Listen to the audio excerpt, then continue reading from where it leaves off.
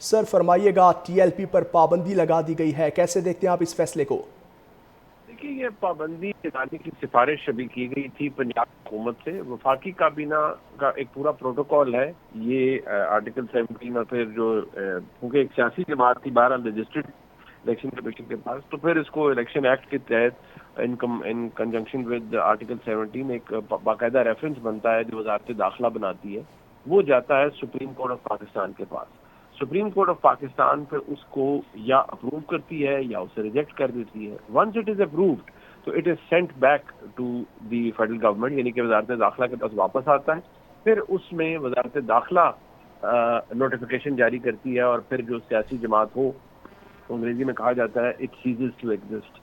जब सियासी जमात के जिस पर पाबंदी लग जाती है और वो एग्जिस्ट नहीं कर पाती, तो फिर उसके जितनी भी उसके नाम से मंसूब अगर कोई दफातर हैं तो वो तहवील में चले जाते हैं, अगर बैंक अकाउंट्स हैं तो वो कैंसिल रद्द तस्वर होते हैं, जो अगर उनमें कोई अमाउंट है तो वो बहक सरकार जब्त हो जाती है, जितने भी असासे उस पार्टी से मुतालिक होते हैं वो हो जाते हैं, और कि कोई मेम्बरान कौमी असेंबली है तो उनका स्टेटस भी यही सारे हो जाते हैं।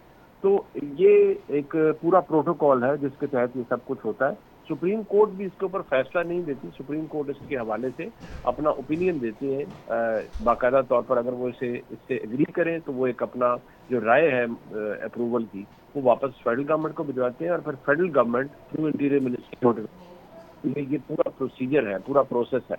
इस वक्त पाबंदी नहीं लगी, पंजाब हुकूमत ने पेश की थी on the basis of evidence जो उनके पास थी। फिर वफाक ने इसके ऊपर कार्रवाई शुरू की है और अब इसको मंतकी अंजाम तक पहुंचाया जाएगा सुप्रीम कोर्ट से हतमी राय लेने के बाद। ठीक है मुनीब साहब, आप क्या समझते हैं कि इस फैसले के बाद टीएलपी की जानिब से कोई रद्दअमल सामने आएगा, कोई रिएक्शन देखने को मिलेगा हमें? हाल में ऑलरेडी काफी क्राइसिस के अंदर है, तो इस वक्त रद्दअमल तो हाँ क्या होना है, लेकिन अगर रद्दअमल होगा भी तो इस वक्त मुकम्मल तौर पर यही रियासत का मुकदमा यही है कि कोई नॉनसेंस बर्दाश्त नहीं की जाएगी, और अगर किसी ने रियासत की रेट्स को चैलेंज करने की कोशिश की तो आईनी हाथों से उसके साथ निपटा जाएगा। इसी असना में जितनी भी मसाजिद जिनका ताल्लुक, जितने भी अगर कोई मदरसे उनका ताल्लुक टीएलपी की इंतजामिया से था तो वो हुकूमती तहवील में चले गए हैं। वहाँ पर जो तदरीस का अमल है और जो मजहबी जो प्रैक्टिस है उनका अमल है वो बदस्तूर जारी रहेगा। लेकिन अगर कोई इंतशारी एलिमेंट मौजूद है तो उनके खिलाफ फिर फैसला कुन कार्रवाई होगी और हो रही है एज वी स्पीक।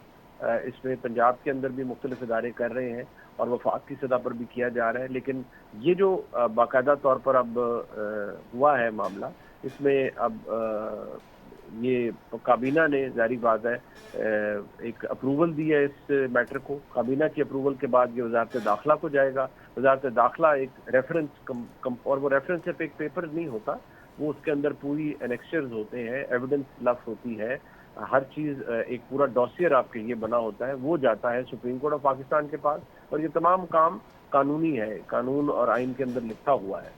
फिर ये सुप्रीम कोर्ट इसके ऊपर अपनी राय देती है और राय के बाद वापस ये वजारत दाखिला को आता है, जहाँ से फिर एक आप उसे गज़ेट नोटिफिकेशन कहें या नोटिफिकेशन हो जाता है। मुनीब साहब, इस सारी सूरत हाल के बाद कहीं ना कहीं आप समझते हैं कि सियासी मंजरनामे में कोई तब्दीली देखने को मिलेगी? देखिए, इसमें देखने की जरूरत यह है कि पाकिस्तान तहरीक इंसाफ के दोस्त जो टीएलपी के हवाले से आज भी जिस तरह उमर अयूब साहब ने एक जगह एक जलसे में खिताब किया, वो अलग बात है कि वो खुद इस वक्त मौजूद हैं, वो खुद इस वक्त एब्सकॉन्ड कर रहे हैं, वो सजा याफ्ता शख्सियत हैं। तो ऐसी सूरत हाल में अगर उन्होंने ये बात की है कि इतने लोग मारे गए तो वो भी इंतशार के ज़ुमरे में आती है, हालांकि जो ये बात हकायक से मुनाफी है। लिहाजा अगर कुछ गलत होता है तो उसको मैं नहीं समझता इस वक्त टॉलरेट किया जाएगा। और अगर टीएलपी के मामला को सियासी तौर पर पीटीआई ओन करने की कोशिश करती है तो उससे भी बेशुमार नुकसान होगा पाकिस्तान तहरीक इंसाफ को भी। मेरे ख्याल में इस डेवलपमेंट के बाद तो पाकिस्तान तहरीक इंसाफ भी खुद को टीएलपी के मामला से डिफरेंट करेगी, उसको दूर करेगी। बिल्कुल। मुनीब साहब, हम देखें कि इस तरह की पाबंदी के बाद कोई मुज़ाकरात का ऑप्शन अभी खुला है या नहीं? देखिए, ये एक कानूनी अमल है जिसके खिलाफ अगर टीएलपी चाहे तो वो जरूर कोई ना कोई अगर कानूनी ऑप्शन है, ऑल्दो इसके ऊपर कानूनी अमल मैं नहीं समझता इसमें कुछ तरह से ऑप्शन मौजूद हैं। और دوسری بات یہ ہے کہ مذاکرات کی یہاں گنجائش ہے نہیں. ٹی ایل پی کی جو قیادت تھی اس وقت وہ سرکاری معلومات کے مطابق تو اس وقت ایبسکانڈ کر رہی ہے, بھاگ رہی ہے, اور وہ وانٹڈ بائی لا ہے.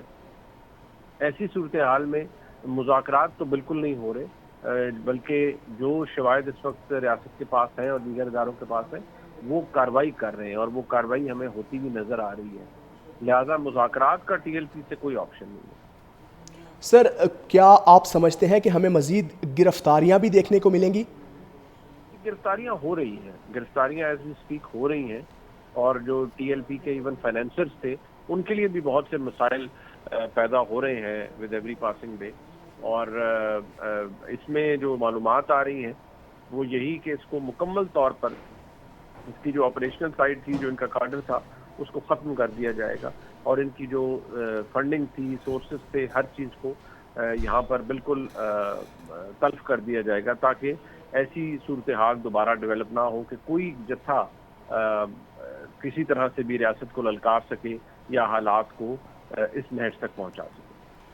منیب صاحب, جس طرح ہم نے تحریک انصاف کے دور میں بھی دیکھا کہ کافی زیادہ پابندیاں لگائی گئی, گرفتاریاں سامنے آئیں, اب کیا حکومت کا اسٹانس واضح ہے کہ کوئی بھی اگر کار سرکار میں مداخلت کرے گا یا حکومتی ریٹ کو چیلنج کرے گا تو ان سب کے خلاف اسی طرح کا ایکشن سامنے آئے گا؟ میں بھی ہوئی تھی کارروائی, وہ انسداد دہشت گردی کے قانون کے تحت کی گئی تھی, لیکن اور پھر واپس ہو گیا وہ سارا معاملہ. لیکن اب جو معاملہ ہوا ہے یہ الیکشن ایکٹ کے تحت کیا گیا ہے, اور باقاعدہ طور پر اس کو جماعت کو اس پر پابندی کی بات کی جا رہی ہے, قلعدم کرنے کی نہیں, پابندی کی بات کی جا رہی ہے.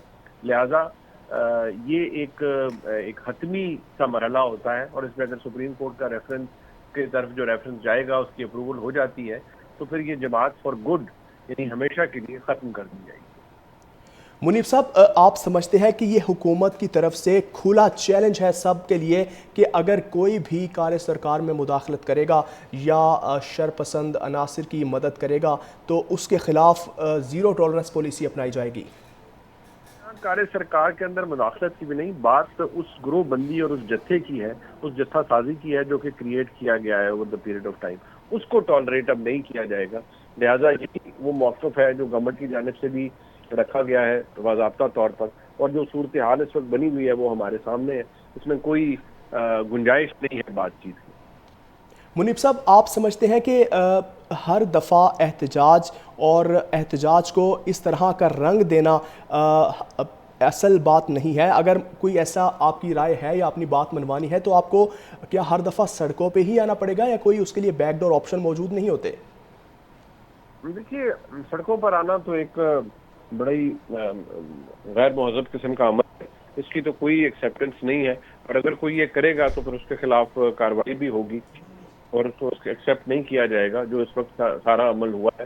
لہٰذا یہ ایک ایسا کام تھا جو ٹی ایل پی کی جانب سے متعدد دفعہ کیا گیا, اور اب اس کے اوپر اس حوالے سے کلیئرٹی ہے کہ اس کو ٹالریٹ نہیں کیا جائے گا. منیب صاحب, سیاسی منظرنامہ آپ کس طرح سے فور کاسٹ کرتے ہیں آئندہ چند دنوں میں؟ دیکھیے, سیاست کے اندر بات یہ طرح سے نہیں تھا. ٹی ایل پی ایک پریشر گروپ تھا جس کے اوپر اب پابندی لگنے جا رہی ہے, اس کے کافی کبھی امکانات ہیں.